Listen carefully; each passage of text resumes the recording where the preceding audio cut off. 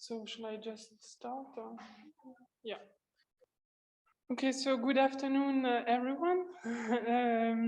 So I am Audrey Vincent, and I work at ISARA in Lyon, in France. So I, first of all, would like to thank Unimon for having invited me and giving me the opportunity to be here today. So the purpose of this afternoon course is to talk about local strategy to bring added value for mountain products. So to start, I will say a few words about ISARA. ISARA is a higher education school specialized in the field of agriculture, food system and environment. In France, actually, if you want to study agronomy, you don't go to the university, but you go to what we call in French école d'ingénieur. And ISARA is one of these type of higher education school. So we offer a 5-year program, which is actually a combined bachelor and master program. So most of the students come to ISARA directly after high school for this 5-year program. Some are coming on the way, I would say, in the 2nd, 3rd, or 4th year, but most of them do the 5-year at ISARA. And we also have a master program and summer schools. Next to teaching, we do research and consultancy work. Some of my colleagues do consultancy. I do mainly research and teaching. And my background is actually in agronomy, but then I did my PhD in geography and rural development. And now I work in the social sciences team at ISARA. So I don't work so much on agronomy and actually farming practices, but more on the social sciences aspects. So I will tell you a few words about the social sciences team at ISARA. We have different scientific disciplines. We have sociology, economy, and geography. I work in geography, and we are 8 people and 2 PhDs working in this team, and we work on different topics. Agriculture in relation to rural development and community development and environment. And we also work on food system topics. So considering the whole value chain, and not only the farming part, but the whole value chain. And these are just some examples of the research topic we deal with. We work on organic farming, so farmers' motivation, consumers' motivation, organic farming as a tool for local development. We work also on mid-tier supply chains, so value-based supply chains. We work on label of origin. We will get back to that later today. On ecological transition and how farming system can also adapt to this need for a transition towards more environmental friendly practices. We work on biodiversity issue, on water pollution issues, and on food related topics such as consumer preferences, the question of access to all to quality food product, for instance. So quite a broad range of topics related to food and farming, actually. So having said that, we will get back to the topic of today, which is the question of how to bring added value to mountain products. So in my presentation, I will start by giving you some more information about the European quality scheme. So in the European Union, we have a number of quality schemes that are available and that can be used by local stakeholders to differentiate their product and to try to bring added value. Then I will take 2 case studies, 2 French case studies which are both PDO cases, so protected designation of origin, that have been used to try to promote local product in two different mountain areas. And we will analyze those two cases to understand what strategies have been set up by local stakeholders to promote their product. And we will discuss the strengths and the weaknesses of those two cases by comparing them, and try to see also which future challenges they face. So first of all, a few words about the European, we call it quality schemes that exist in the European Union and that can be used by local stakeholders. So why did the EU somehow create these quality schemes, where there were several reasons, several motivations to have those quality schemes? The first one is to really promote the product unique characteristics. It can be related to a place of production, to a tradition, to a know-how, to some specific characteristic that we want to promote and that we want the consumer to be aware of. So the idea is also to help the consumer to distinguish products that have a special quality, a special characteristic. The idea is also that these quality schemes can help the farmer to get a better price for their product, to get more added value, and to be more likely to make a good living or living out of his production. And finally, these quality schemes, they also bring and give a legal protection to the product, because once you have used these quality schemes, the name of the product is legally protected. Other people in other places are not allowed to reuse the specific name related to a PDO, for instance. So this geographical indication we will get back to just after are somehow also recognized as an intellectual property, and this is important to protect both the producer and the consumer somehow. So this is the overview of the European quality schemes that exist and that are available. So there are actually 6 quality schemes available. The first 3 are considered as geographical indications. So there are actually two or three main types. The first one is the protected designation of origin, so PDO in English. It can be used for food, agricultural, non-food product, and wine. The second type is a protected geographical indication, PGI, and geographical indication, which is quite similar, but which is specific for spirit drinks. So all these are related to some geographical aspect and criteria.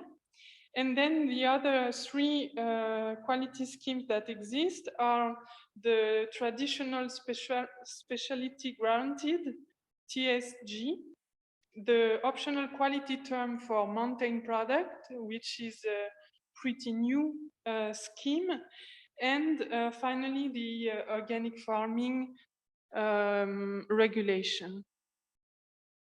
So I will get back to each of these 6 quality schemes and give you some brief information about what it is all about.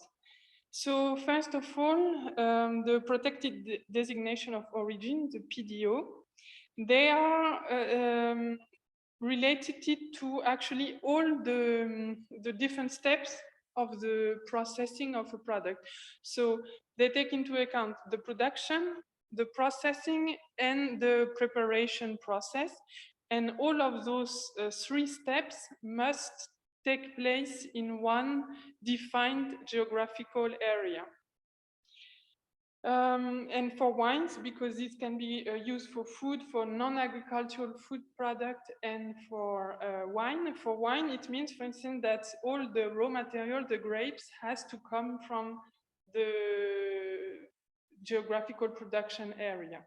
So this is the scheme that has the strongest link to the place, to the geography. Then the protected geographical indication, PGI, or geographical indication for spirit drinks, has a slightly lower connection or link to the place, because the guarantee is only that one of the steps of the production, processing, or preparation takes place in the geographical area. So it means that the 3 steps do not have to take place there, okay? That's the main difference between PDO and PGI. And for instance, in the case of wine, it means that not all the grapes must come from the geographical area. Only 85% minimum have to come from that area. And for the geographical indication, which are used for spirit drink, it's the same principle. Only one of the steps has to take place in the geographical area. So there is a link to the geography, but it's less strong than for PDO. Traditional specialty granted was a scheme that was created after PDO and PGI. And it is actually mainly used in Eastern European countries, while the PDO and PGI are mostly used in the Western European part. So the TSG is not so much, it's not based on the geography, but it's based on the tradition aspect. So to get recognized as a TSG, you have to show that there was a tradition, not necessarily local, to make this or that product. And TSG also is also, once you get recognized as once your product gets recognized as a TSG, it is also, its name is also protected. Then there is another scheme that is available at the EU level, which is quite new, because the regulation for this scheme was written in 10 years ago, while the other 2 were much older. The other 3, sorry, were much older. So it's the mountain product optional quality term. It means that it's optional for the operators to choose to use this mountain product term or not. And actually, the mountain stakeholders, for many years, they really tried to argue at the EU level that they needed some recognition for mountain product. So the creation of this mountain product optional quality term is really, it was really a demand of the mountain stakeholder, who wanted to highlight the specificities of product made in mountains. And they also wanted farmers to get somehow a recognition and an added value for their mountain product made in difficult natural conditions. So the regulation, the EU regulation, states the rules that need to be respected if you want to use the term mountain product on your products. So both the raw material and the foodstuff, the feedstuff for the animals should essentially come from mountain areas. So for ruminants, it's at least 60% of the feed that should come from the mountain area. And for pigs, it's 25% of the feedstuff. And the animal should also have spent an important, should have an important connection to mountains. So should have spent 2/3 of his life time in the mountain areas. And if we talk about processed product and not raw product, the processing should also take place in mountains. So this is what says the EU regulation, and then at member state level, member state can also take some decision on this mountain product optional quality term. So for instance, each member state can set derogation for allowing processing of the product outside of the mountain area, and this derogation can be up to 30 kilometers outside of the mountain zone. It is also up to the member states to write down the condition for control, and it's also up to the member states to create a logo if they want to create a logo for mountain products. For instance, in Italy, I think a logo was created. In France, there is no logo. So they can just write mountain product, but there is not a logo associated to it and put on the product. And finally, the last quality scheme that can be used in the EU to differentiate product and to better valorize them is the organic farming logo and schemes. So organic farming is defined in the EU regulation as a mode of production, which is as a method of production that is favorable for the environment. So it's really that they try to highlight in the regulation that there is a environmental quality guarantee somehow. So here is just an extract from the introduction of the previous EU regulation that really put forward this link to the environment and the fact that they are a guarantee of better practices for the environment. And the EU, it's the organic farming is regulated at the EU level, so there is one regulation for all the member states. So the rules are equivalent in all member states of the EU. And this is the EU logo for organic products. So having said that, I will now focus on the geographical indication, which have been in some countries of the EU, like Italy and France, very much used to promote mountain product, actually. So here on this graph, you see an overview of the number of geographical indications, so either PDO or PGI, in different member states. And what you can see is that the use of the PDO and PGI quality schemes is not equal in all EU countries. And what you can see is on the graph is that actually the majority of a geographical indication for cheese have been used in Italy, France, are located in Italy, France, Spain, and Greece. So as I was telling you, the use of this geographical indication is very much related to Western and Southwestern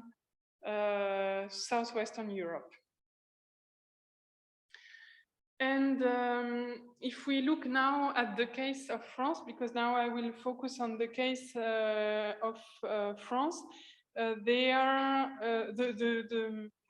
quality scheme PDO was very much used to promote milk product, and actually in mountain areas you have a lot of grass, of grassland, of pasture and meadows, and so it's very often related to milk production.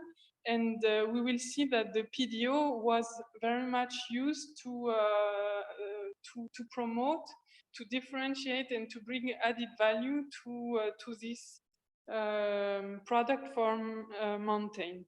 So in France, we have 60 PDO for milk product, a majority of PDO, 50, and 10 PGI. If we look at the global sales of cheese in France, PDOs are representing about 16% of the mature cheeses that are sold. It's 7% of all the cheeses, so it's only a minority if we look at the national scale.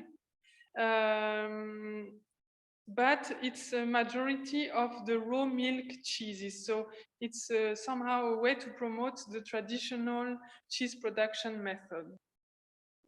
And in terms of turnover for the milk processor, about 30% of the sales of milk processor come from PDO cheeses. And compared to Italy, in Italy, the PDOs for cheese are even more important than in France, actually, because you have 22% of the cheeses that are sold in Italy, which are of the Italian cheese that are PDOs. Now, we can see on this map the different geographical areas of the PDOs for milk products. And I was telling you that PDOs have been very much used to promote mountain products. And you can see here, you can see it here on this map, because actually you can see that we can find the most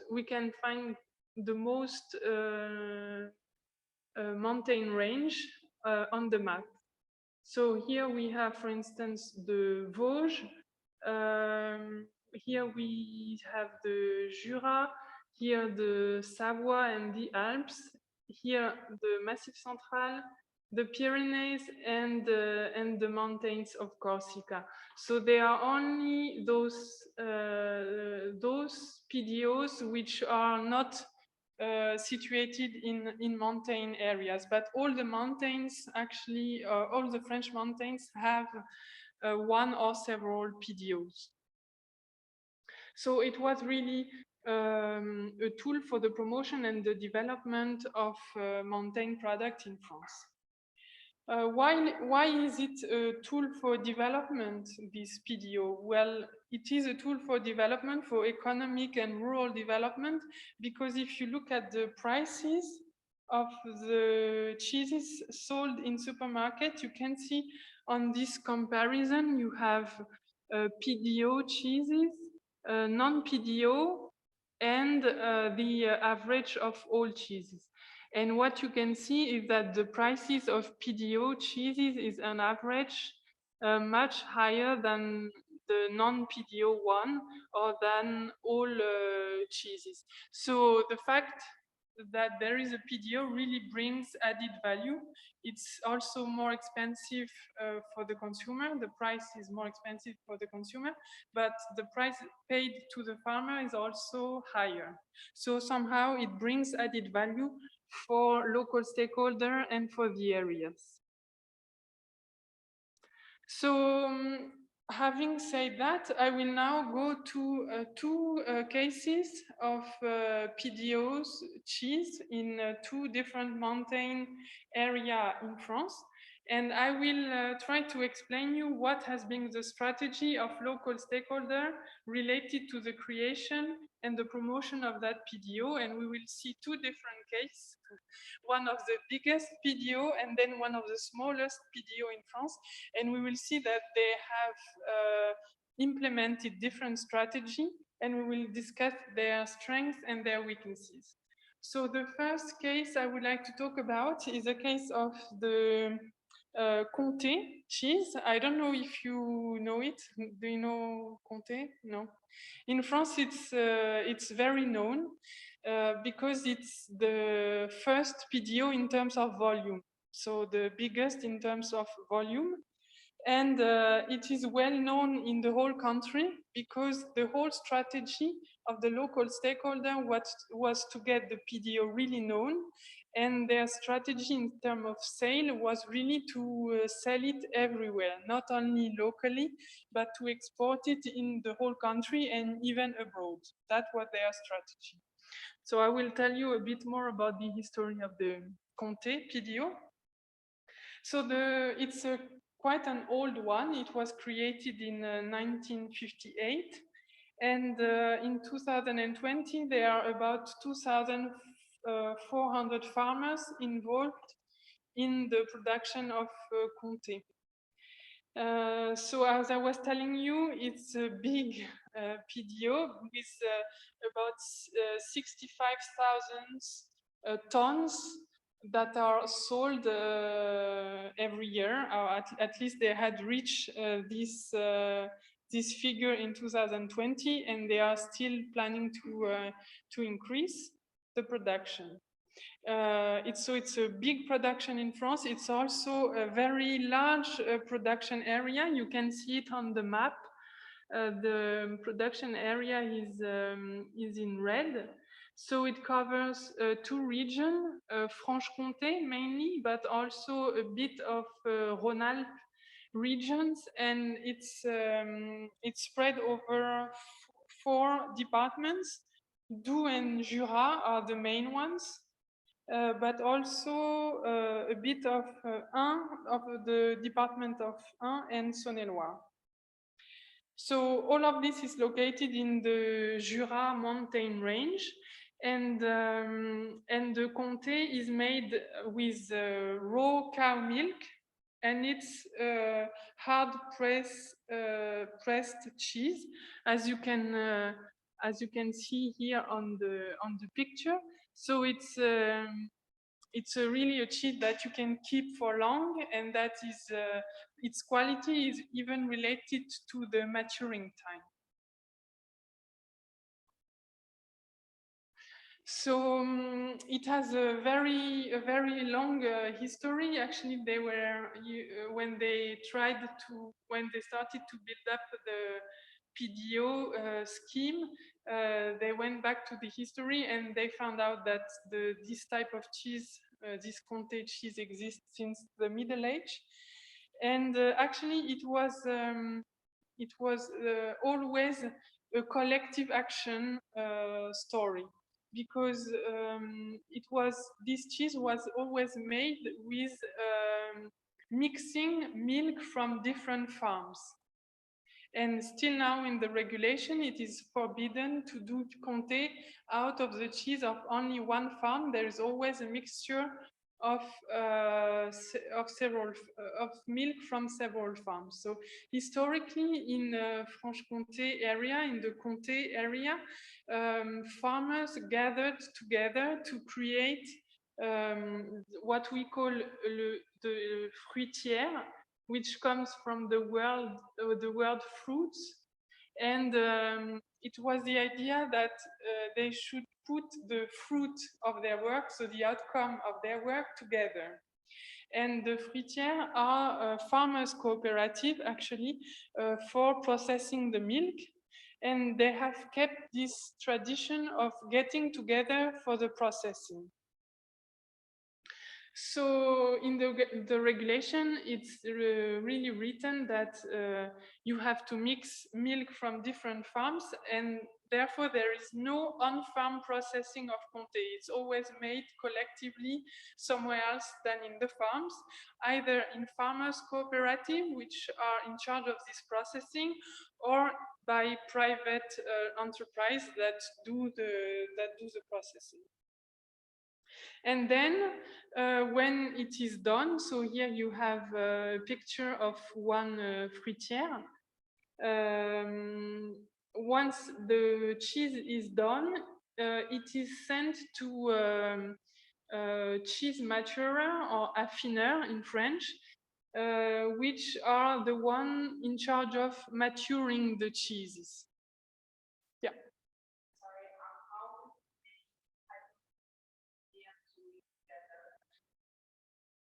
How many types of milk? Actually, it's just cow milk, raw cow milk, but it has to come from several farms. Yeah, I mean, how many different farms? I think there is not really a minimum of number of farms. I think if you have 2 farms, it's okay. But maybe swimming together and yeah, actually, it depends on how many farmers are in the cooperative, in the fruitière. But then it can be as many as the number of farmers that are in the cooperative. I think it is related to the quality. It brings a diversity because if you have several farmers, you get also milk from different pasture and so on. So yeah, it affects the quality actually, yes. And also the tasting specificities. In Jura, they did a lot of work comparing or defining the taste of the Comté. I will not get back to that in the presentation, but they have really, almost like for wine, you know, they have really tried to qualify the taste of the Comté, and they also made a lot of research to understand the link between the taste, the aroma, and the composition of the pasture. So from one fruitière to another, you can have different tastes, aromas, which are related to the local ecosystems that the farmer have, actually. Yeah, you're welcome. But yeah, it does bring diversity. That's why they have it in the regulation, and that's why they didn't want to allow one farmer to make Comté with its own milk on. And as you can see, the cheeses are really big one. They weight 40 kilo each, so it's quite a job to turn them upside down and so on. And now there was in the last years there was quite some work done to mechanize all the work related to cheese, to the management of the cheese and the maturing, because it was painful for the workers to have to carry everything by hand. So what other rules are in the production regulation of the PDO? Well, there are only 2 cow breeds that are allowed, which are Simmental and Montbéliard. There is also a maximum quantity of milk that can be produced per hectare. So the fact that they have set up this upper limit was also a strategy of the PDO. They wanted to control the quantity of product actually produced in the area.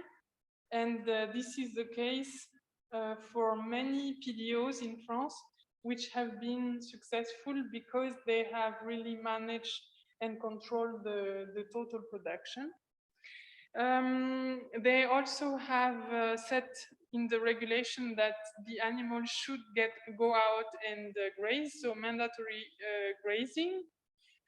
Fermented feed is not allowed, so silage is not allowed because it can create problems in the processing of during the processing of the cheese.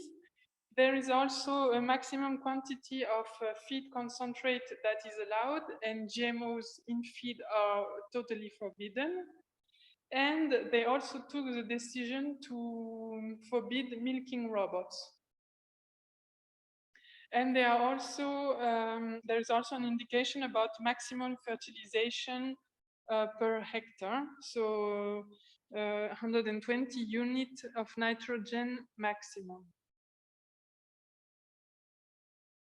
They also wanted to avoid to have a concentration of the processing over only a few, on a few processors only. So they really wanted to keep a diversity and an important number of processors. Therefore, they have set rules of maximum collecting the milk 25 kilometer maximum around the processing unit. Tanks needs to be in copper, as you can see here on this picture, and they have a maximum size of 4,000 liters. And then, okay, there are rules about how many times the cheeses have to be wrapped and turned over the first days, and then after the first 10 days. And the regulation of the PDO also states that the maturing time should be at least 4 months, but can be much more. It can be up to 24 months or even more. And nowadays, one of the strategies also to have those very long maturation time, because then the quality gets even better and the prices and the added value is also higher. And you can see on the right picture the maturing cellar, one of the very famous one, which is in Fort-des-Rousses, which is owned by a private company called Juraflor, which is very impressive to see. So what was their selling strategy? Well, of course, they have developed direct selling quite a lot. You can, when you are in the production area, you can buy a Comté everywhere, because each of these fruitières, the processing place, has most of the time a shop for direct selling. But they have also clearly decided to work with the supermarket chains. Now you can find also a small plastic bag with Comté for cooking. So they have really diversified the marketing channel. They have decided to work with a supermarket chain, which is a choice that not all the PDO have done. And they really had an export strategy all over the country in France, but also abroad in Europe, but also outside Europe. And they are developing markets in the US, in Japan, etc. So they were really, really active and based the strategy also on export. The Comté PDO is also very much linked to rural development, territorial development, because there were all kinds of activities that were created in the territory in relation to the promotion of the Comté. So, for instance, you can visit most of the fruitières, so the processing place. You can also visit a lot of the maturing cellar. So all these are activities that contribute to promoting the cheese, but also the territory, because you have tourists that comes also related to discovering and knowing more about the Comté production.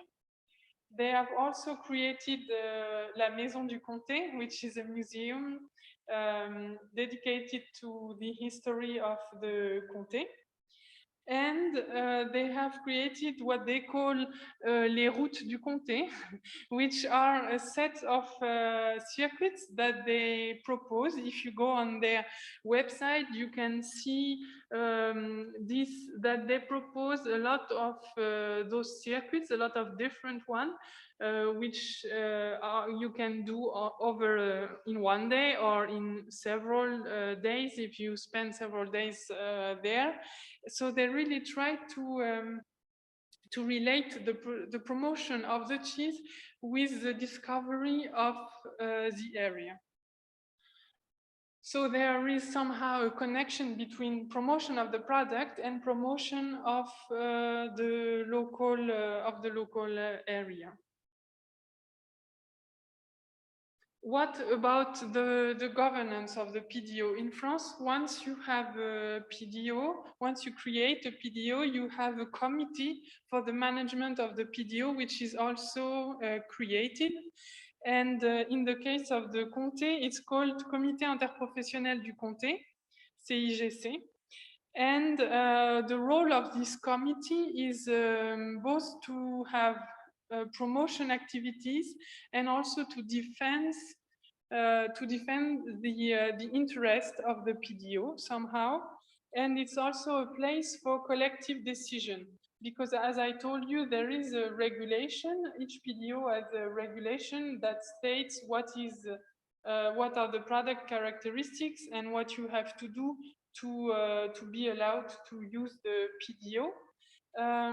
And this regulation may have to evolve over time. So it's also the role of the committee to decide on the strategy and to decide when there is a need to revise the regulation and the content of the PDO actually. So it's really important, yeah. Just one question. So about the checking to work of the farm and so do they check themselves following the rules or like checking for the inside of the video? Both actually, yeah. So the farmers have to follow some rules and they also have to fill in some documents to have a traceability of about what has been done on the farm. And then the PDO people also check all of this procedure. And also not only the procedure at farm level, but also in the fruitière or in the maturing. Okay. Yeah. You're welcome. And then in the committee, it's called interprofessional, which means like intersectorial committee, because in the case of Comté, you understood that there are different stakeholders. They are the producer, they are the processor, the fruitière, and they are the cheese maturer. So the committee is a place where all of the three main stakeholders representatives sit together and discuss collectively about what strategy they have for the PDO. So it's really an important place for decision making, for designing the strategy and implementing it. It is also in this committee that they decide the maximum quantity and if they increase the total production, etc. So it's really, really the place for taking important decisions. That's why it's a very important governance place.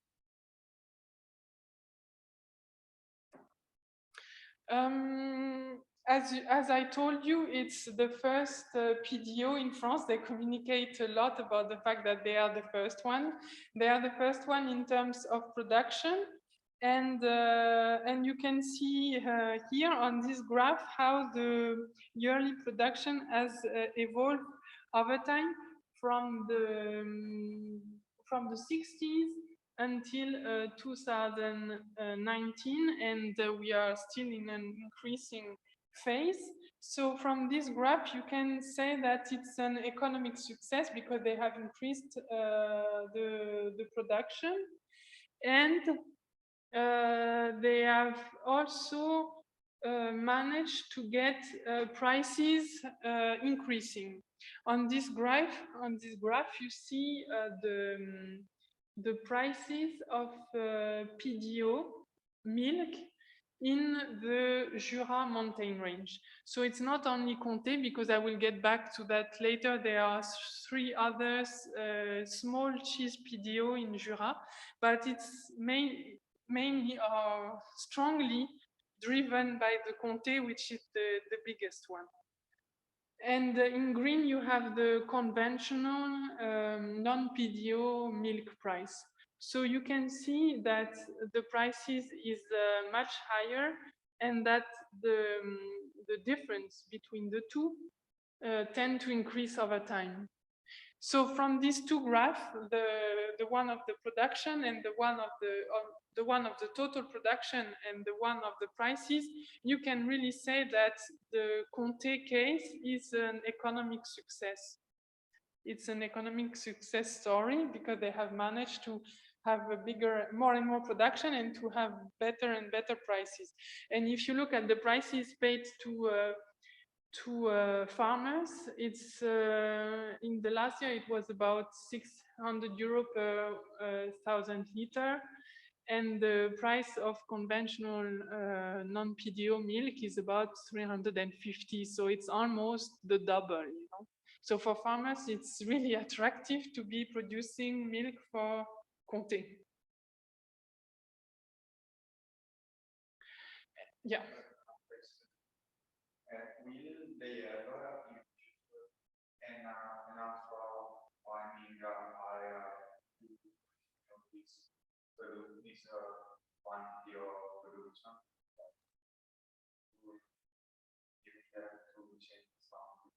Yeah, it's a very good question because I will discuss that a bit later.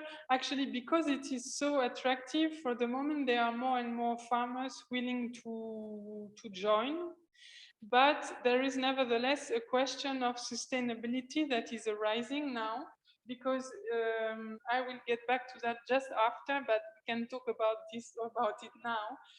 What we can see on the ground is that there is an intensification pattern that can be observed. It means that because the PDO cheese was so successful economically, you saw the price almost twice higher than the price of non-PDO milk. Farmers, there are a lot of candidates who would like to produce Comté milk, and they try to produce more on their farms. So what we could see in the last year is that there was a decrease in the number of farms, just because it's the general trend, you know, a lot of farms that are farmers who retire. Their farm is not always taken over by a young farmer, but sometimes it's just an already existing farm that takes his land. So it leads to a decrease in the number of farms. But if we look at the figure, there is an increase in the number of cows per farm and an increase in the size of the land parcels. So those are all indicators of a tendency to intensify the production. There are also permanent pasture that are turned into temporary pasture. So all of this intensification trend is questioned by some stakeholder, and there is really this question of sustainability that is now posed, and they might have to change some things in the future. Also with climate change and so on. I will get back to that at the end of the presentation. But it's true that for the moment, the model is very successful economically, but you can question how long it will last if we follow this intensification trend. Yeah.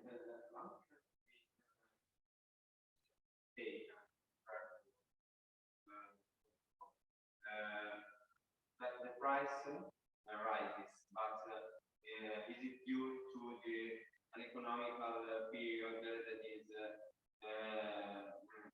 inflation? Is due to inflation, or really we see farmers receiving more profits? Yes, we see farmers receiving more profits, more money, because the price is better and better. The price paid to farmers is better and better, because somehow the value chain is successful and they manage to get a good price for the end product, and because a lot of the production goes through the fruitières, which are farmers owned, a lot of this money goes back to the farmers. Profits reported by farmers. Yeah, yeah. Yeah, from this point of view, it's a good example. Yeah. This is related to what Yeah. how do you manage the fact that the farms but maximum for talents Yes. Because then the farms, they are less farm, but they are bigger. And by getting a new parcel of land, they also get more rights to produce somehow. So they can produce more per farm, basically. Is it clear? You have less farm, but they are bigger and they produce more than the previous one, let's say. Yeah.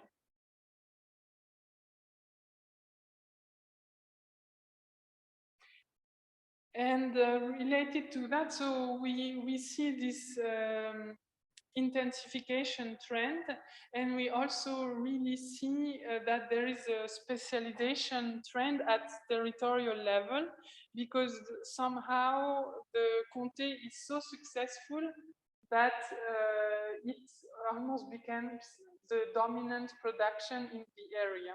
So on this map, I just wanted to show you that there are also other PDO in the area, but they are much smaller and less famous, I would say, than the comté, because because there is this general trend of going and developing the comté area. So here on the map, you see in yellow is the comté production area.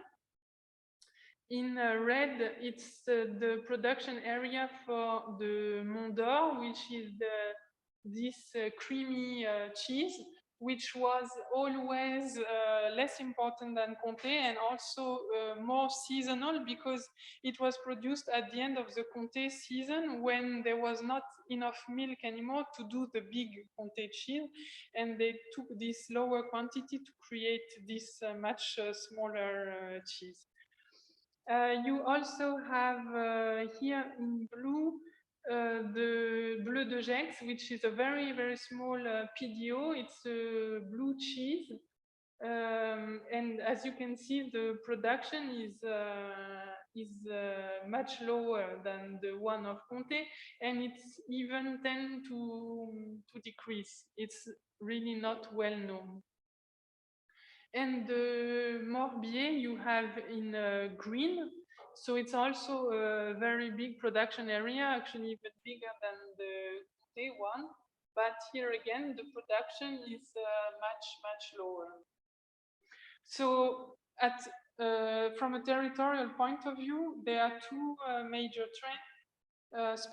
Specialization, probably due to the success of the comté, and a tendency to have an intensification of farming practices in the farms producing comté milk. So that was it for the case of comté. Do you have other questions related to that case study? Yeah, or even online. If those of you who are connected online have questions, don't hesitate to write them down on the chat box. So if you have questions, you can write them down and we can get back to them later or at the end of the presentation. So if there are no questions, we will move to the second case study I would like to talk about, which is also a PDO case study, but one of the smallest in France. It's called the Bleu du Vercors Sassenage PDO. So the production, as you will see, is much, much smaller, and the selling strategy is totally different. So it's a much more recent PDO. It was created in 1998. In 2020, there were 32 farms involved. So Comté, if you remember, it was 2,400, so it's much smaller. And about a third of the farms are organic. And they produce in total 440 tons of bleu du Vercors every year. And 40 tons out of those 440 are what we call bleu fermier, which means made on the farm, processed on the farm. So the production area is the Vercors mountain range. So it's in the southwest of Grenoble, which is located here. And all of the production area is within the natural regional park of Vercors. I forgot to mention it for the Comté, but for the Comté production area is really big as well. And they are different, let's say, altitude. They are in the Jura massif range.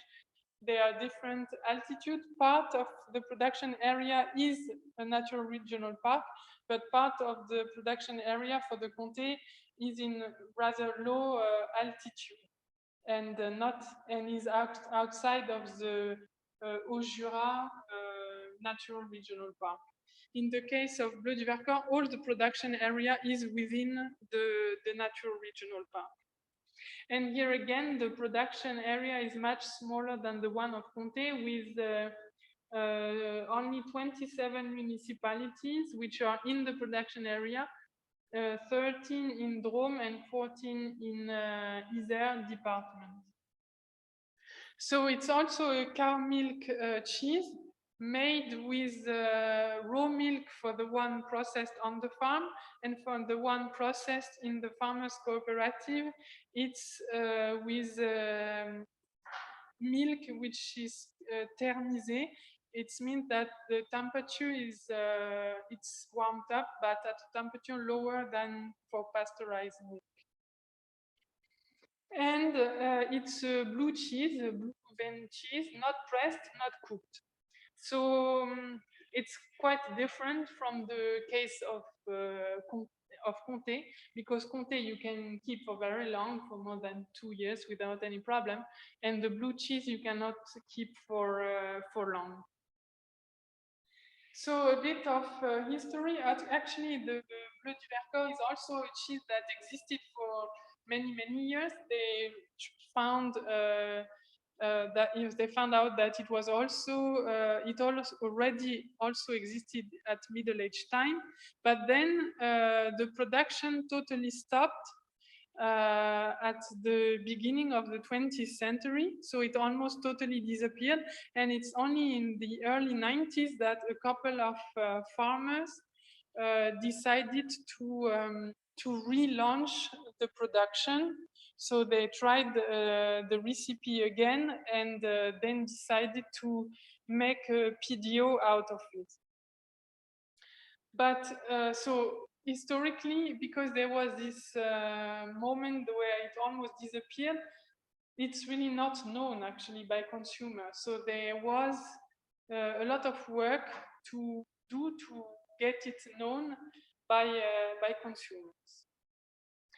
As I was saying, you cannot keep it for long because it's a blue cheese, so it creates, there is quite a challenge. I mean, the Comté you can keep for long, so even if the sale decrease, it doesn't have an impact on the production. You are not going to throw away the cheese. In the case of the blue cheese, it's more difficult to manage the production and the sales because it has to correspond.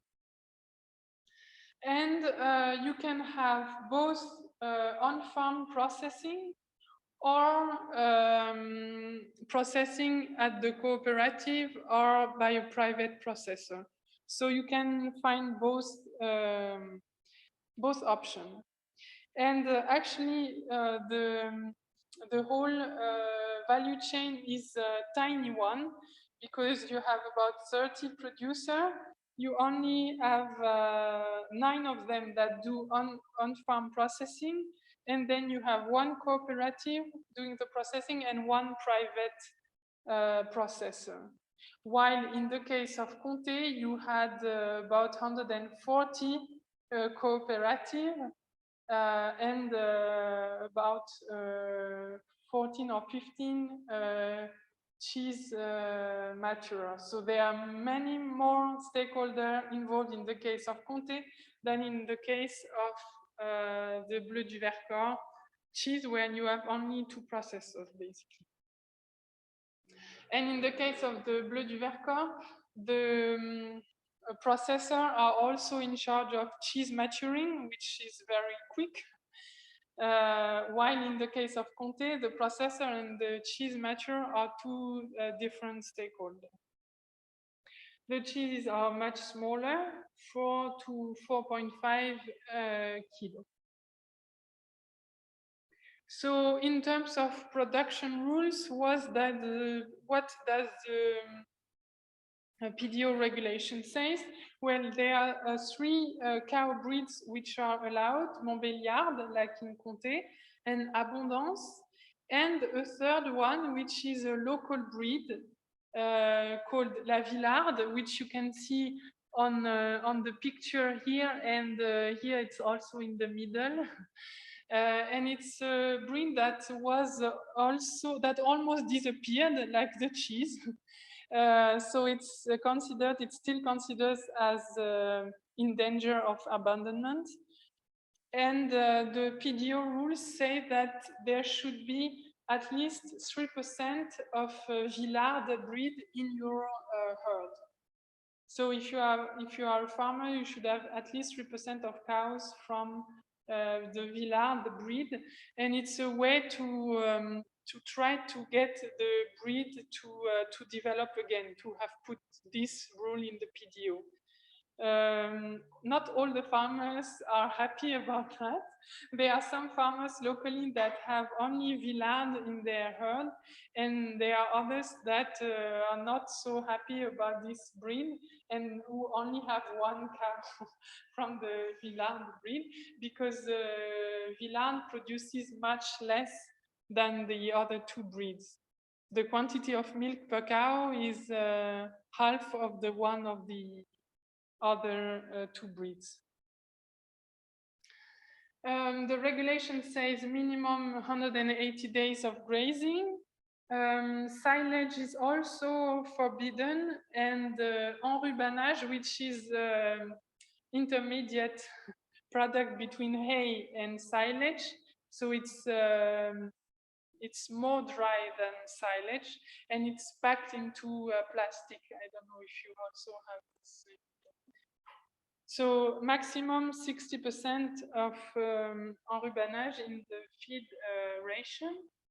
Then all the hay given to the animals must come from the production area. So there is really an issue with self-sufficiency in terms of hay production. They also limit the feed concentrate to 1,800 kilo per year and per cow. And GMOs are also forbidden, even in the feed concentrates. In terms of the collecting areas, well, because the production zone area is anyway quite small, there is not so much troubles with that. But the main cooperative, the only cooperative which is the main processor, is called the Vercorlet, and they collect milk up to 30 kilometers around their processing plant. The tanks are in inox, and the cheese maturing is only 21 days, so less than a month. It's really quick compared to Comté. And during the maturing process, the cheeses are jabbed with this kind of big needles several times, and it's because of the holes of the needles that the air comes in and that the blue develops. And here you see that the blue is kind of well spread over the whole cheese, and this is quite a challenge, of course, to have it well spread.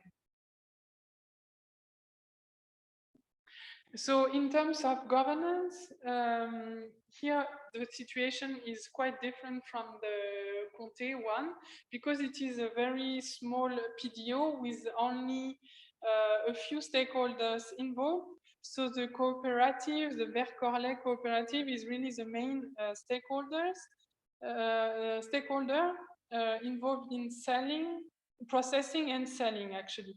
And they sell, the cooperative sells more than 86% of all the Bleu du Vercors production.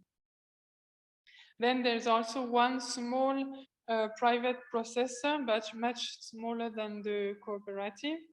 And they have one facilitator, which is hosted by the Natural Regional Park, which is in charge of facilitating the work of the committee and the promotion of the PDO, but they don't have like such a big such big staff capacity. They don't have a museum for the promotion of the Bleu du Vercors.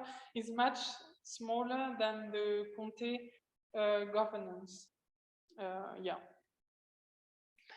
And a lot relies on the cooperative and on its president, who you can see here on the picture, who is someone who really did a lot to get the cooperative smoothly going, because they had some very difficult years financially. They have had several years where it was difficult to make a profit and to give a higher price for the milk to farmers. So the story of the PDO is very much related to the involvement of a few farmers, the president cooperative and the member of the board, that are really active and spending time to get the PDO going, actually. So a few words about this cooperative that is really an important player. It was first established in the 50s, and then it was taken over by a private company. And the private company in 2003 decided to stop. And it's then that some farmers decided to recreate this cooperative, because otherwise they would not have had any local processing unit anymore. So it's really the farmers themselves who decided to get involved, to create, to recreate somehow this cooperative, because they also wanted to get involved in the local decision making, and to be not to be passive, and but to be active in the decision and in the future of their milk, of their PDO, and of their own future somehow. And they were supported by the rural district, who bought some facilities, so some buildings, and rented it to the cooperative at the beginning with quite a low price to help them to get started again. Because even for local communities like the rural district, which are like a group of municipalities, it was important to maintain farming and farmers on the area, to have this local processing unit. So there was really a cooperation between the farmers, the cooperative, and the local elected official, the municipalities, the rural district, to really try to work together to facilitate the maintenance of farming in the area. And here on this picture, you can see the cooperative, which has just been renewed. Actually, the whole building has just been renovated and is made with environmental friendly, how do you say that? Materials like wood and so on, and is now quite new and quite big facility actually. What was their marketing strategy? Actually, at the moment, what you can see that their marketing strategy is mainly targeted towards developing local consumption of their products. So to have that, they actually decided to promote the Bleu du Vercors, but also to create a large panel of other cheeses. Because if you want to develop a lot local consumption, it's better to have a broad panel of cheese than having only one, because most of the time the consumer, they don't want to eat every day of the year the same cheese, you know?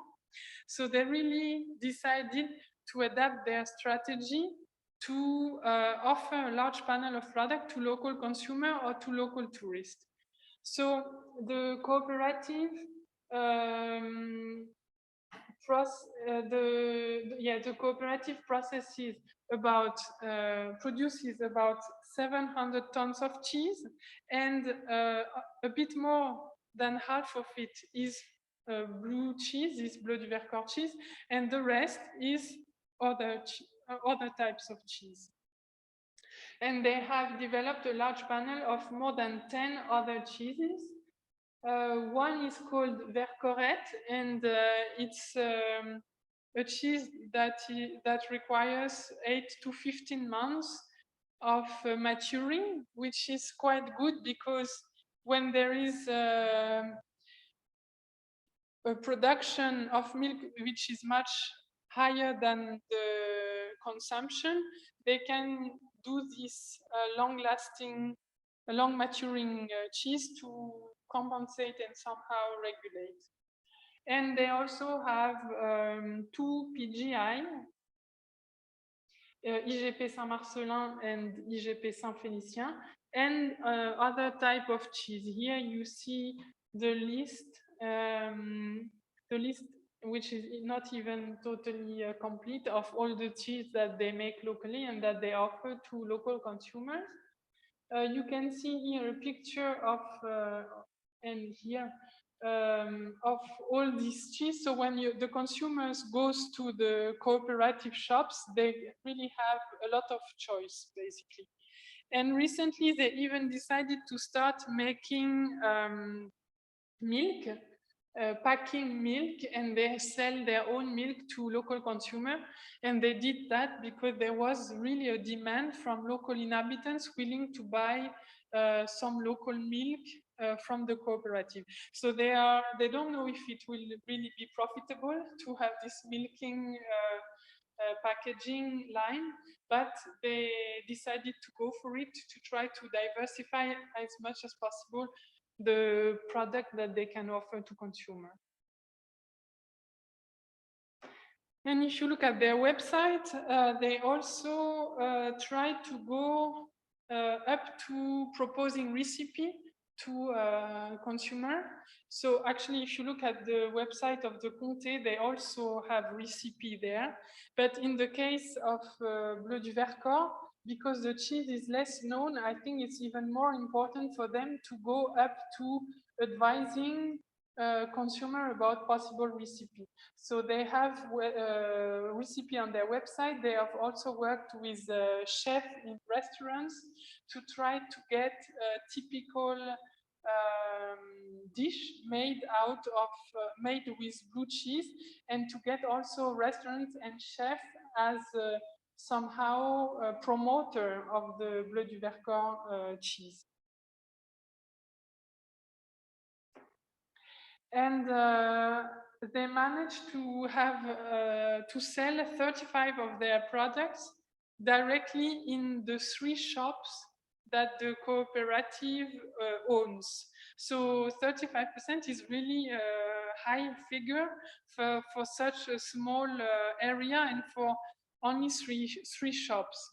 So this diversification strategy somehow is successful because it's a good figure. They have also developed sales in local shops, also in local restaurants, and they sell only 10 to 15% in supermarkets. So the strategy is very different from Comté, where the majority of the Comté in France is actually sold in the supermarket. So you can see really two totally different strategies. And I was telling you that the strategy, the diversification strategy of the Bleu du Vercors is successful. They also went for this strategy after a kind of failure, because at the beginning they focused really on Bleu du Vercors only. And then they realized that it was not successful because it's not well known in France. And that's why they decided to change strategy and to go for this more diversified one. And in the recent year, they have really developed. So we can say that this change in strategy was very successful. Here you can see two of the shop of the cooperative and the shop of the for direct selling of the private owner, private company. Here again, there are strong connection between the promotion of the PDO and the development of the local area. Every year, they organize La Fête du Bleu, so the fair for the promotion of the blue cheese. And it's every year in a different municipality of the area. And it's a way to attract people, mainly local inhabitants, although there can be also some tourists. And they managed, it's lasting 1 weekend, and they managed to have more than 20,000 people coming every year to this Fête du Bleu. So they are really trying to promote the cheese, but also the specificities of the territory, so the landscape, and the breed La Villarde, all together. And they also go to the Paris Agricultural Fair, which is very famous, Salon de l'Agriculture, held in Paris once a year. And there they also use very much the blue cheese to promote the territory and try to attract tourists. And they also very much use the local breed, La Villarde, to promote the cheese and its specificities. So this is somehow all connected. What about the economical results of this PDO? Well, in terms of prices, in 2001, the price for the conventional PDO milk was about 400 euro per 1,000 liter of milk. While for non-PDO milk, it's 300, sorry. So more or less 100 euro difference. And for the organic PDO milk, it was almost 500 euro per 1,000 liter.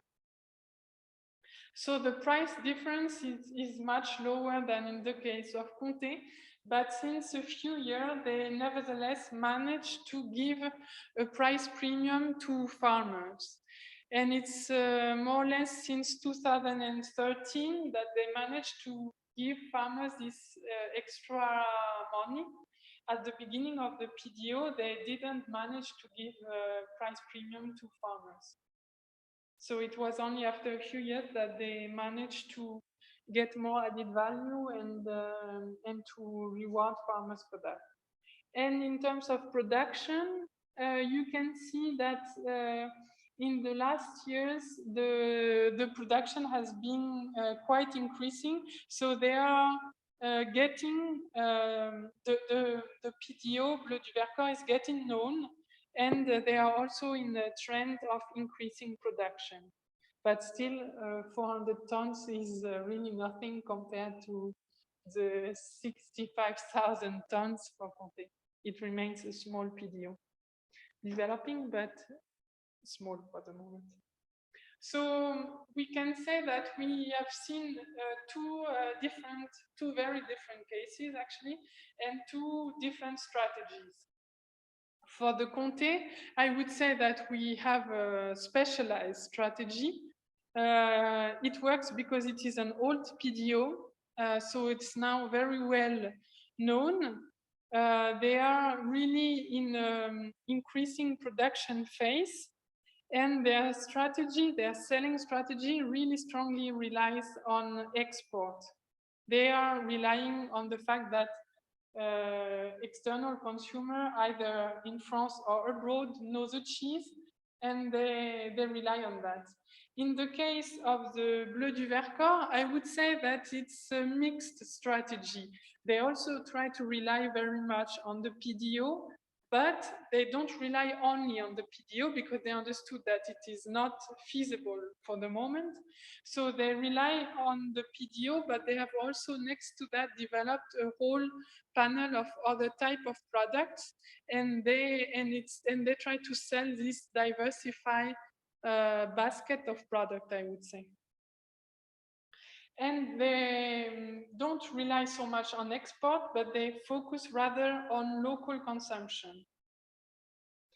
The price premium given to farmer is less attractive than in the case of Comté, but it's also a much more recent story, actually.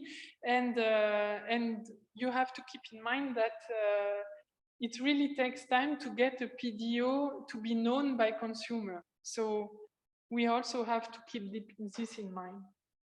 And in the case of the Bleu du Vercors, they also really try to promote the whole network of farms of the territory. So next to the strategy of the cooperative, which is really relying on diversification, there is also locally a willingness to promote all type of production, for instance. And they have this network of Ferme du Vercors, which is a voluntary network of farms or farmers who accept to be in a leaflet and do direct selling and promotion of their product.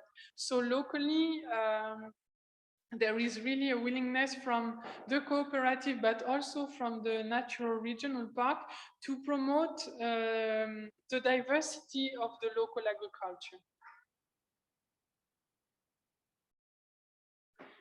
So I would say that the two cases are really different. They have adopted totally different strategy, but I would say that somehow both strategies are adapted to the local context.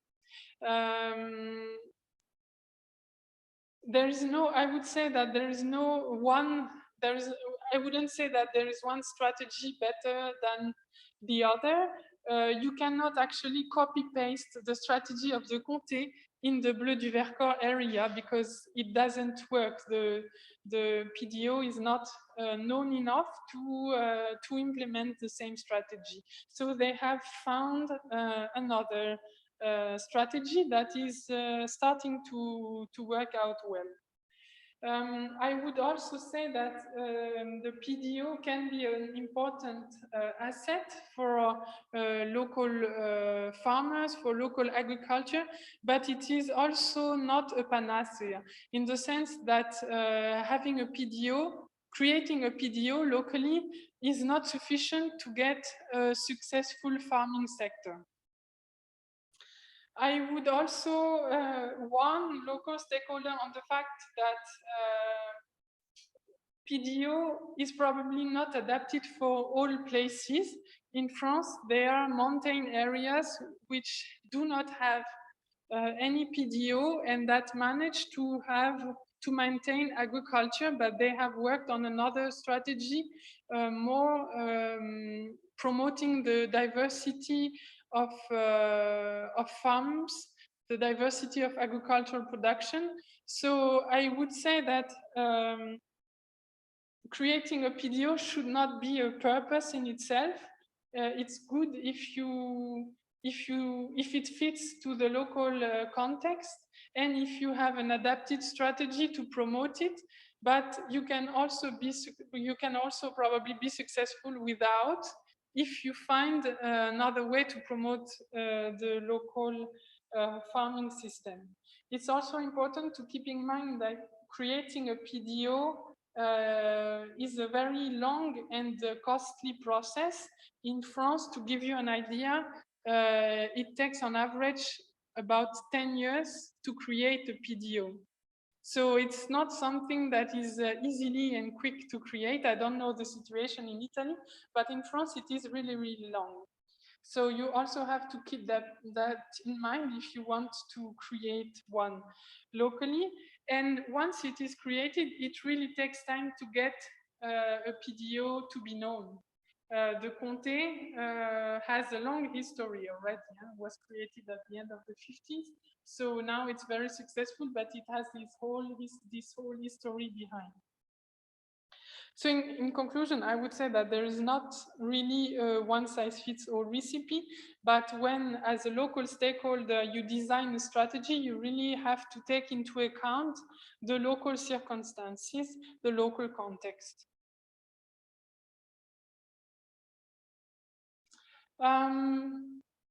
I would also say that for the future, there are new challenges that are appearing and that the PDOs and the local stakeholder will have to face. The first one is very much related to climate change, and the fact that climate change will affect strongly the farming systems. We saw it very strongly this summer with very important drought that was faced everywhere in France, and this kind of episode is likely to happen more often in the future. This affects strongly the forage and hay production, and it poses a lot of questions about the self-sufficiency at farm level and at territorial level. So there will probably be a need to adapt in the future the size of the herds, for instance, related to the grassland availability locally. There is a second challenge that is taking into account the ecosystem vulnerability. In France, the PDO have in the consumer mind a very good image, the image of something traditional, something typical, and something good for the environment.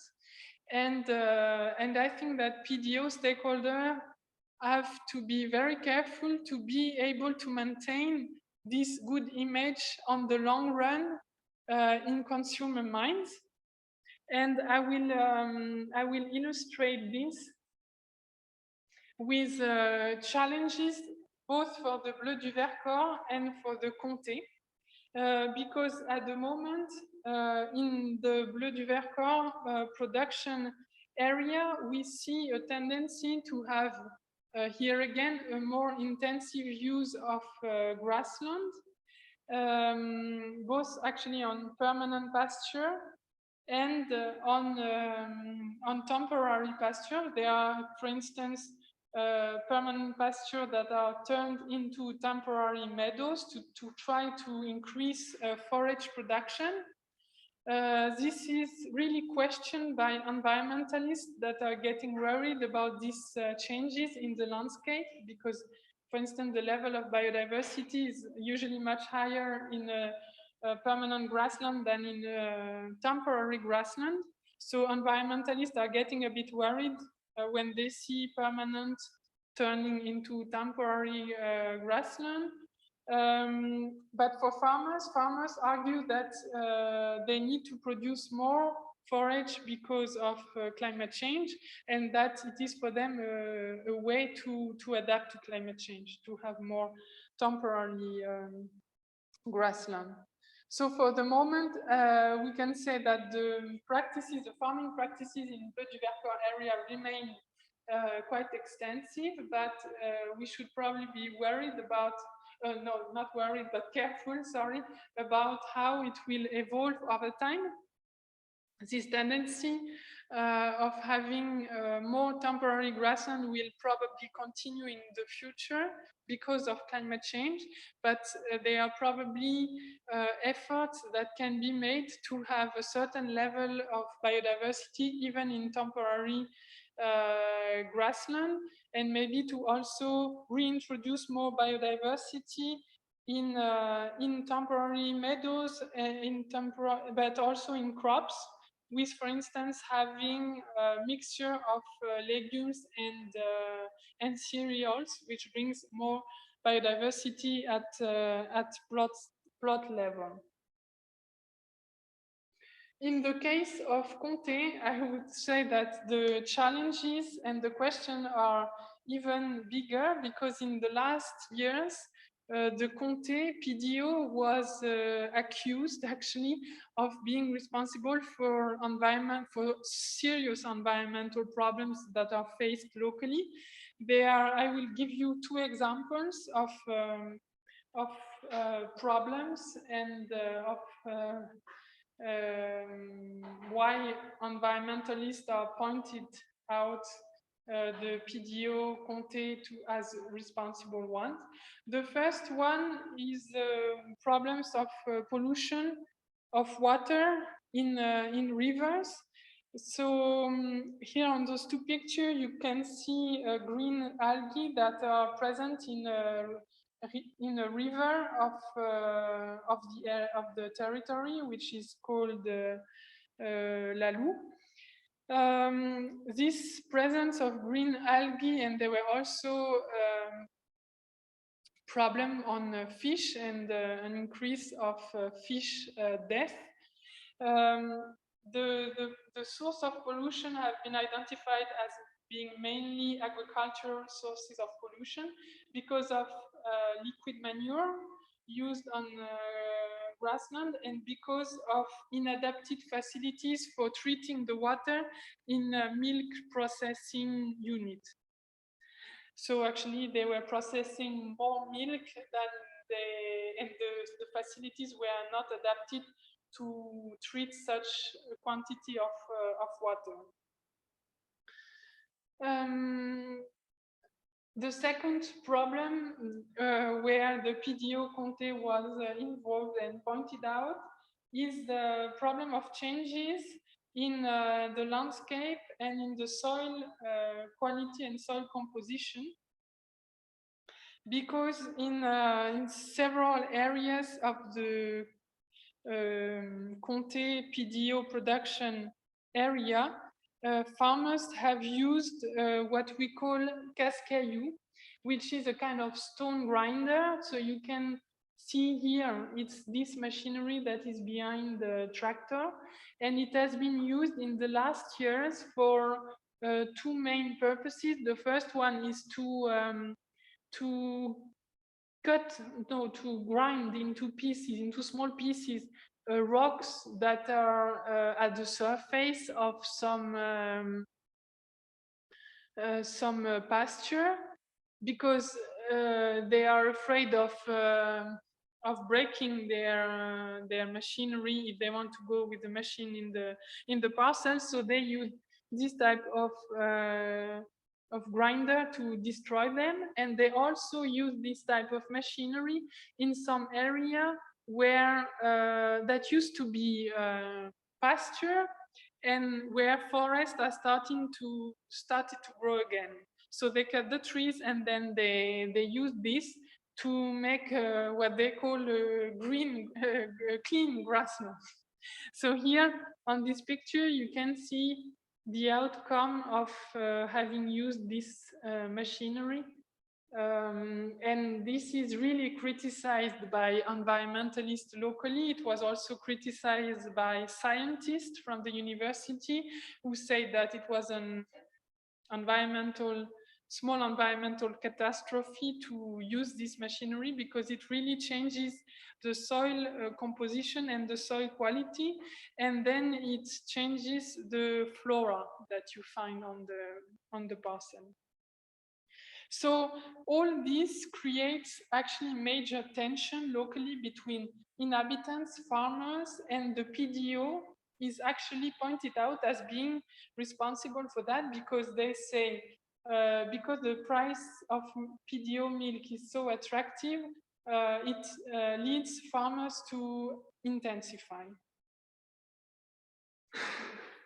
And of course, all those problems have been taken up by the media. And in the last months and years, there were several articles in regional, but also national newspaper, also on the national radio, saying the PDO Conte is too successful, and it actually creates environmental damage. So there will be a challenge in keeping consumer trust over time. So that was also to say that, okay, the PDO Conte is often presented as a success story. It is an economical success, but you can actually question whether it's also an environmental and social success over the long run, because there are also somehow drawbacks. So, yeah. What is the machine used due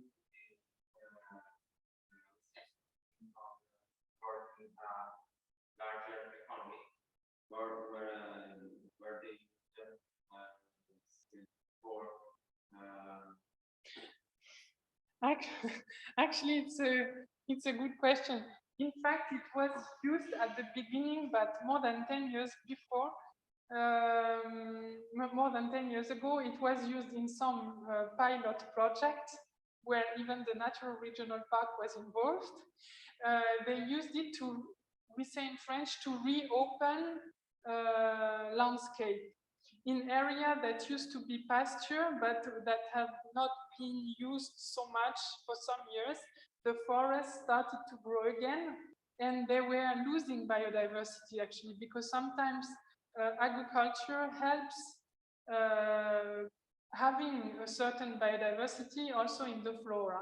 So the park was observing biodiversity and flora decrease in some areas because of the forest progressing again. So they have tried in some pilot area to use such type of machinery to reopen the grassland. And then they stopped the experiment. But in the recent year, actually some farmers started to reuse such type of machinery to increase the productivity of the parcel, or to mechanize, so to be able to go to some field with a tractor, to, for instance, to cut the bushes that the cows didn't eat and that were going to become trees. They wanted to be able to go with the tractor, and to be able to do that, they wanted the grassland not to have any rocks, for instance. So at the moment, it's used for farmers to intensify grassland production, and also to make it easier to access some parcels. So it's, at the moment, it's rather in the sense of changing land use. For instance, having grassland where they can harvest hay and not only get the cows to graze, or to intensify forage production, which might not work out, because some scientists argue that you will not have higher hay production after having used the grinder. But for the moment, we don't really have data on this. And in the mind of many farmers, it's a tool for increasing productivity.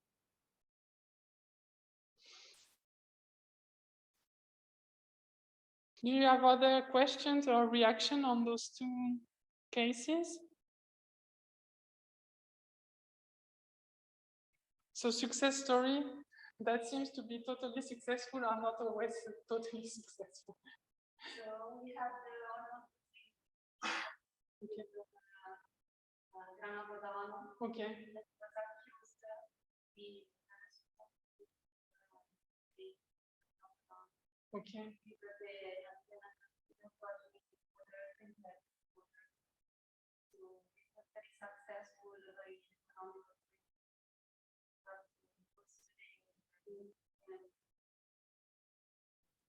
it was less think about this product, changing all Yeah. Yeah, so far the consumption of Conte doesn't decrease, but I think that if media continue to take this up, this could really have an impact on the consumption pattern. So that's why I think it's a risk for the PDO if they don't really get involved in trying to solve this. It could be impacting for the whole value chain. In the video, there are some groups there are also groups for the manage of our clients or only the production of the cheese. No, the rules in the PDO regulation are both for the cheese processing, but also for the farm part. So if I get back to the slides, in the regulation of the PDO, there are already some restriction that can have an impact on the environment. For instance, this maximum fertilization of 120 unit nitrogen per hectare, having this written in the PDO can be a way to limit over fertilization. So your question is really relevant because actually the PDO rules could be a mean to better control what is being done at farm and field level actually. So in France, because we had a lot of discussion over the last 10 years about agroecology, which became a fashion word in France, there was this idea that the PDOs could be a tool to have more, to engage farmer into more environmental friendly practices. Because indeed, if the PDO committee decided to add new rules, new restriction in the PDO regulation, they could really have an impact on the local environment. But as I was explaining you, historically, the PDO and the PGI are very much related to the geography aspect. They were not really related, they were not meant to be tools for the environment. It's rather the organic farming regulation that had, let's say, restriction for environmental quality. The PDO and the PGI historically were not designed like that. But in fact, they could, in the future, try to incorporate more restriction for environmental purposes. And actually, the Conte PDO is being revised. The regulation is being revised. Now the committee made a proposal for changing some rules. But here again, it's not as long as the creation process, but the revision process of the PDO regulation also takes several years. So now we are at a stage that the national level, the national competent authorities for PDO and PGI, which is called INAO in French, it's National Institute for Geographical Indication and Quality Science. They have to approve the proposition of the local PDO committee. And then if they approve it, the European Commission has to approve it as well. And then there will be a new regulation. So in the proposal of the PDO committee, there are further restrictions which could have a positive impact on the environment. But for instance, for the moment, the PDO committee didn't want to say anything about the rocks grinder, because it's quite a tricky and controversial issue. You're welcome. Other question or reaction?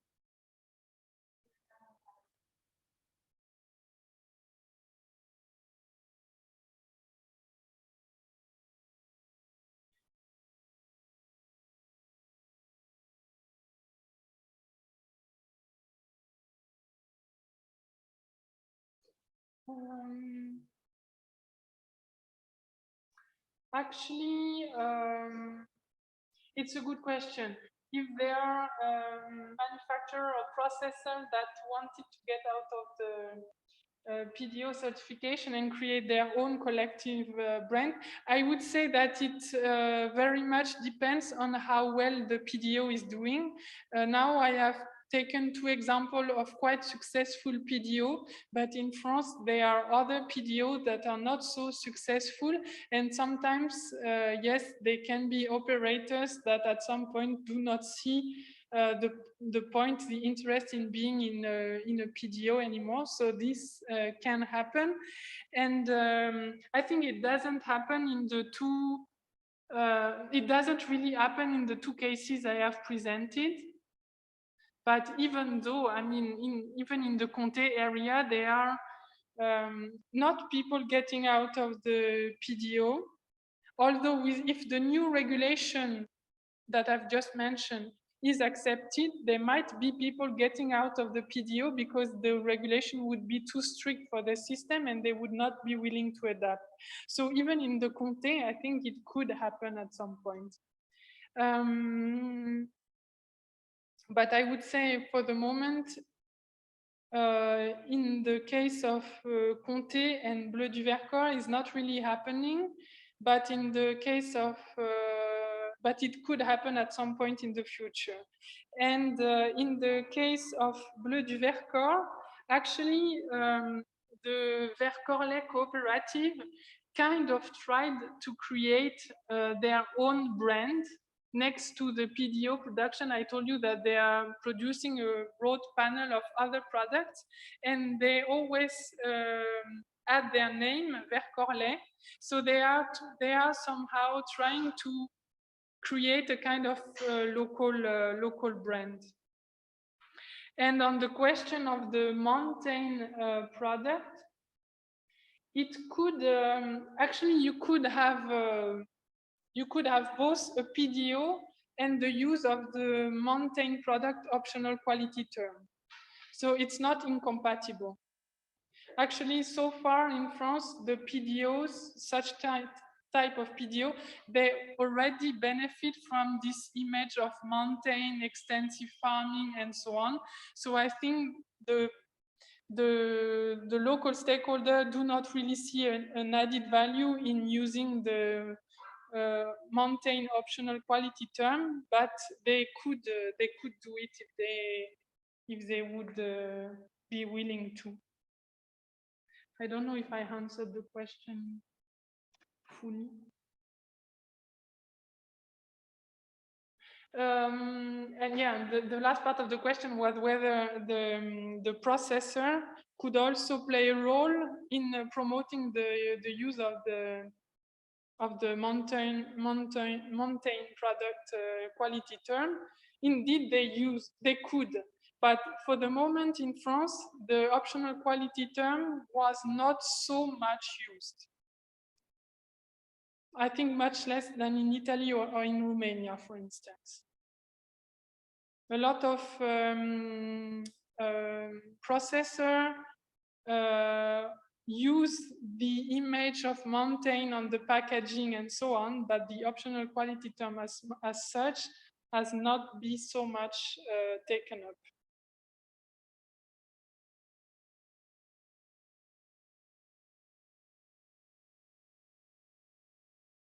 Yeah, indeed, certification can coexist with other local brands.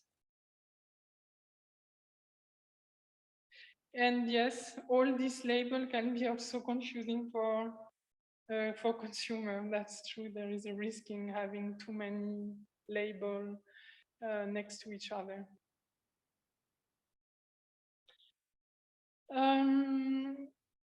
Okay, if there are no other questions, I can switch to some advice about tomorrow excursion. I don't know if you are part of those who are coming tomorrow, but with Valeria, we thought of giving you some advice about how you can make use of the field trip tomorrow. So I have prepared a few slides on this. To propose you a framework for analyzing the local case, which is a framework I have used actually with colleagues or with my students to do the analysis that I just presented to you about the two cases. So what I suggest for tomorrow field trip is to take the opportunity of meeting stakeholders to try to also analyze what strategy have been implemented by the local stakeholder that we will meet.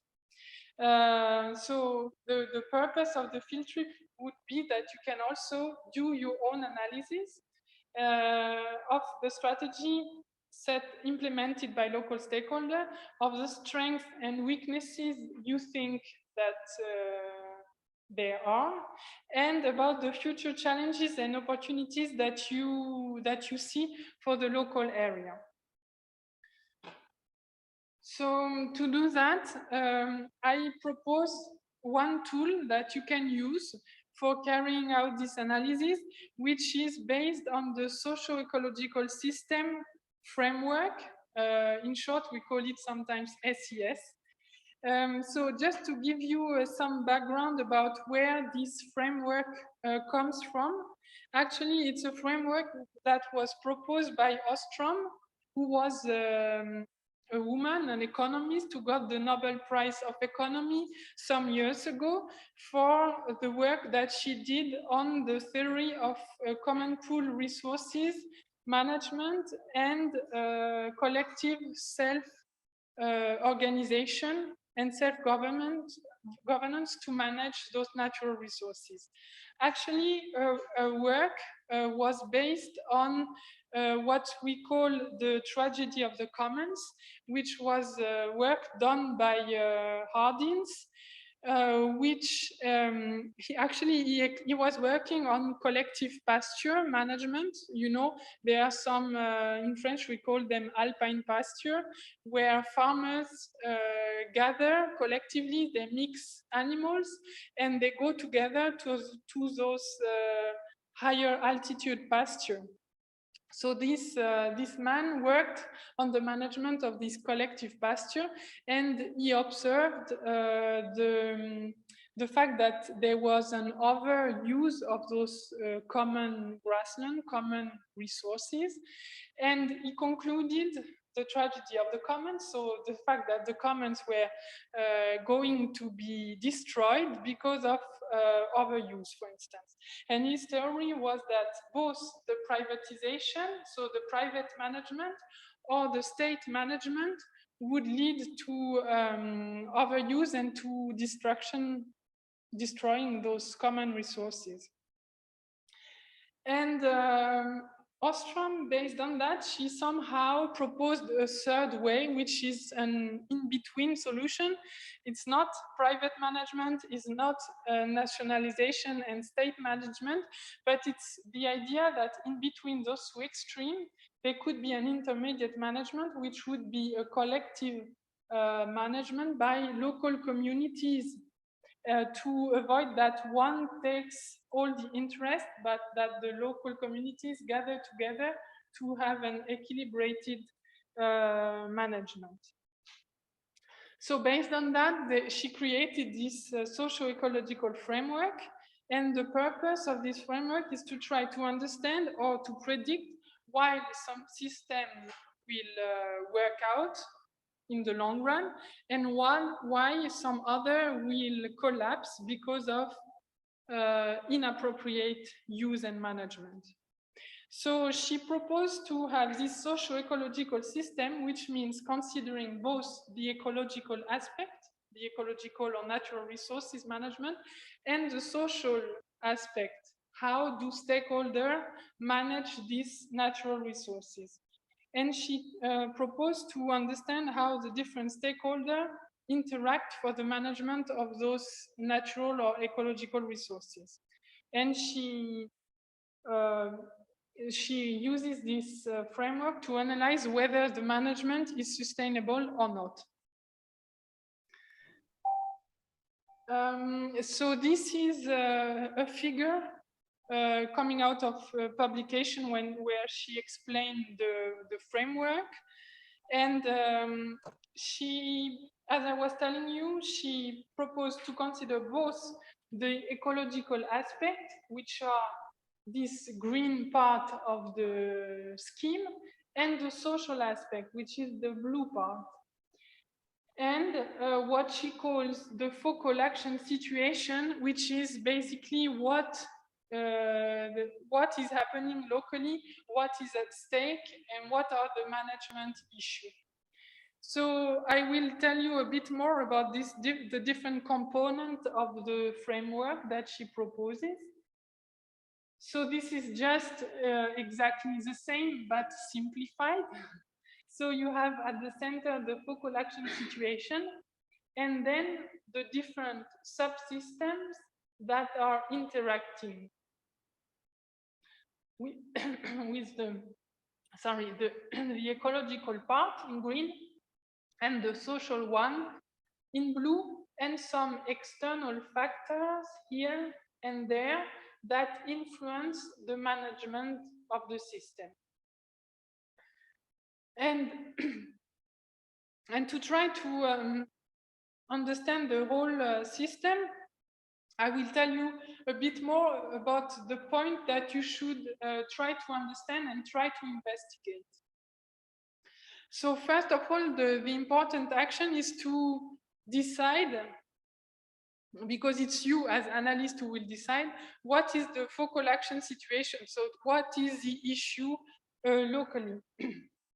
And to understand that, you can ask yourself this question: how do actors organize themselves to manage the resources locally? So it can be either natural resources, because at the beginning the framework was really done and meant to analyze cases of natural management, natural resources management. But afterwards, the framework was also used in other contexts. And for instance, we have used it to analyze the future of farming on a territory, for instance. So how do actors, do stakeholders organize themselves to manage the resource, be it some natural resources or the farming system? And what are the actions, the rules, and the collective organization that are in place to take care of these resources, to manage them? So this is actually the main question, also the most difficult one. But from the interview you have with local stakeholders, you can come up with an idea of what is at stake locally, basically. Then the other question to ask yourself are the following one. What is the resource system that has to be managed? So for instance, in case of natural resources management, the resource system can be a forest, it can be a lake, it can be, what else could it be? Farming, the farming sector in one area. It's really what is the system to be managed, basically. And then she proposes to look more precisely at the resource unit. So those are just the units that are composing the resource system. So what are the main resource units? If we take again the example of the forest, the resource unit can be the tree population. If we talk about a lake, it can be the stock of fish, etc., etc. It can be the number of farms in an area, if the issue is maintaining farming there. It can be the total production area. You can adapt it depending on the case. And then on the social aspect, the question to be answered is what are the main governance system, governance places in the area that actually influence collective action.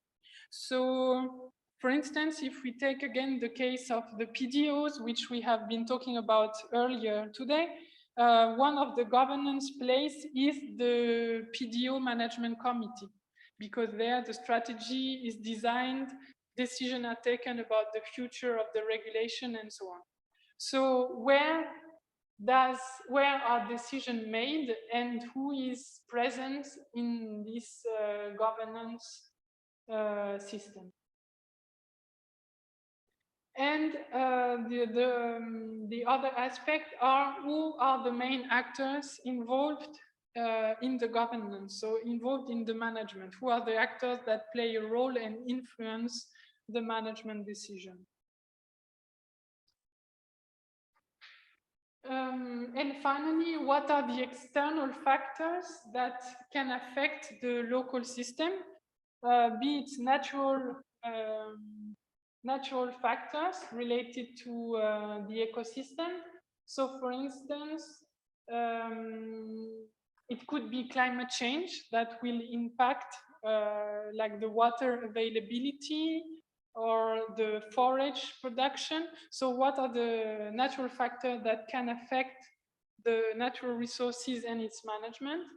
And what are, there is a mistake, sorry, not the natural factor, but what are the external factors, be it social, economic, political, that can influence the management of the system. So for instance, if there is a new rule coming up in terms of water management and irrigation management, for instance, it can influence the whole system. So if you manage to reply to all these questions, you have a broad and holistic understanding of the system, and you can come up with an analysis as the one I presented with the 2 PDO cases. So it is a tool that I propose you. You can use it or not. I mean, it's up to you, but you know that you can use this tool to analyze the local case study that we will visit and analyze tomorrow during the field trips.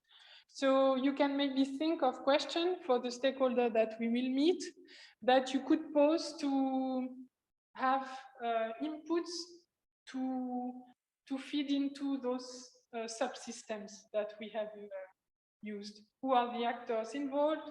Where do they talk together? So what are the governing places? What do they try to manage? Is it the maintenance of agriculture? Is it the promotion of the PDO cheese? Is it the conservation of some natural resources? I mean, there are different issues. We will see different types of stakeholder tomorrow. So I think if each of you can take a different direction in the analysis he or she will carry it out. Okay, there is no one answer. I think we will deal with several issues. And this is just an example of the use of the framework for the PDO case Bleu du Vercors. So this is just for you to see how we did it and how you can use the framework if you decide to use it. Do you have any question on the framework and how to use it? It was I'm sorry, it was a very condensed presentation of the framework with my student. I take half a day to present it. So So I hope you're not totally lost, but it's just to give you, I think it's a general framework, but for me, what is interesting is that it considers both the natural and the social aspect. It put them at the same level, and the idea behind it is that to understand the issue and the management, you have to take into account those two aspects, actually. Okay, so if there are no questions, we stop here. We are already late. Sorry for the delay. And for those of you who are in the room, sorry for those who are online, I brought some comté so that you can taste it. So if you still have some time, you can stay and we can taste some comté. Okay, so thanks to all of you for your attention, and have a good evening, and maybe see you tomorrow for the field trip.